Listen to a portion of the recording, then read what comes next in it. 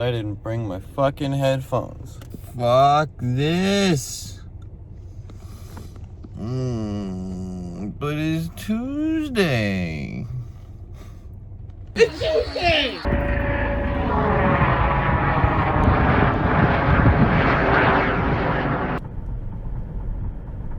So SpaceX had their first launch of the year last night, which is exciting.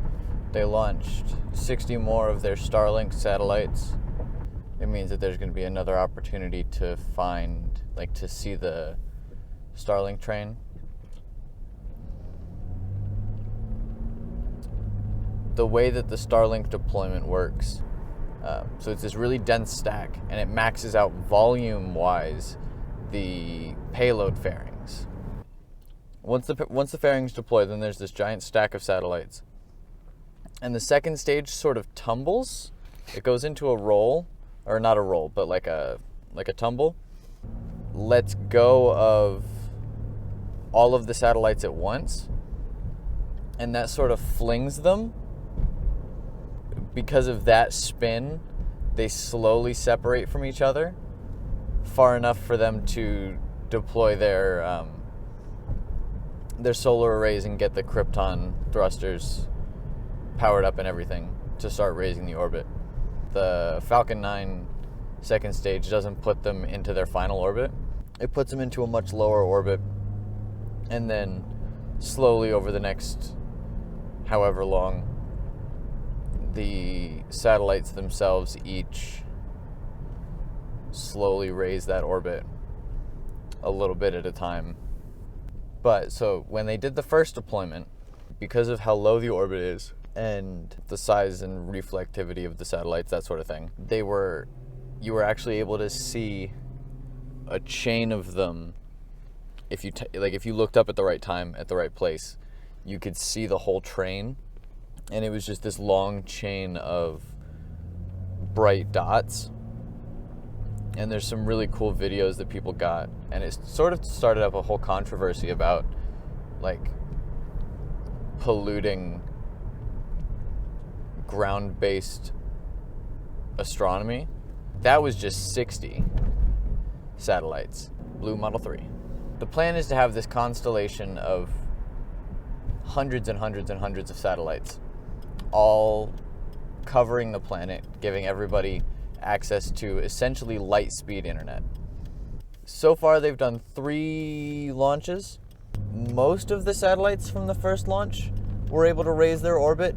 I think a few of them had some issues with their engines not starting up or something like that. But most of those were able to raise up into the orbit they intended. Same thing with the second launch. And I believe the second launch was the first launch that SpaceX ever did with reused fairings. For Starlink missions, SpaceX is both the customer and the launch provider. Because SpaceX is both the customer and the launch provider, they're able to do things that other customers wouldn't be comfortable with research-wise, like using fairings that have already flown. If SpaceX gets to a point where they can do that as reliably as they're reusing boosters, that's going to save, I think that saves like $5 million a launch. I'm really excited for space launches and stuff to kind of start to ramp up for this year, because I'm definitely going to talk a lot about it on here. It's sometime this year, we can expect to have a lot of developments with Starship. I would be surprised if by the end of the year we don't have at least a couple launches of prototype vehicles, maybe even to orbit, of Starship.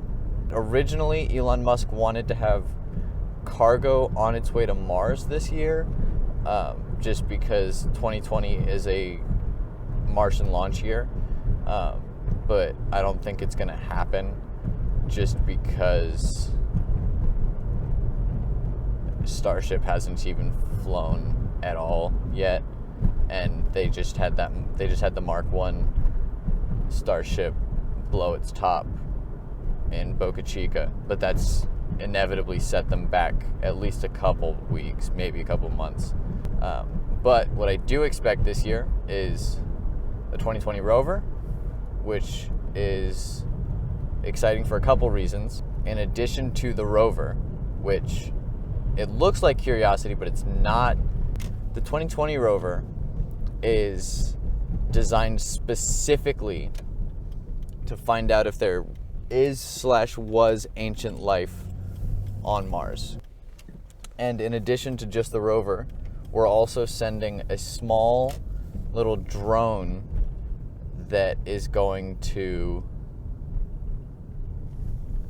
sort of serve as like a proof of concept to powered flight on Mars. So that's going to happen in 2020.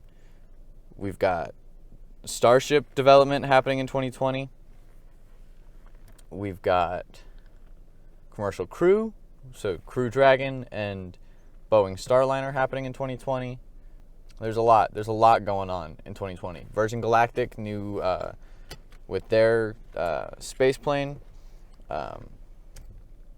Blue Origin with New Glenn we're probably going to see some pretty exciting developments there. The Artemis program hopefully will start to kick up a little bit more. SLS, it would be nice if we saw some developments there.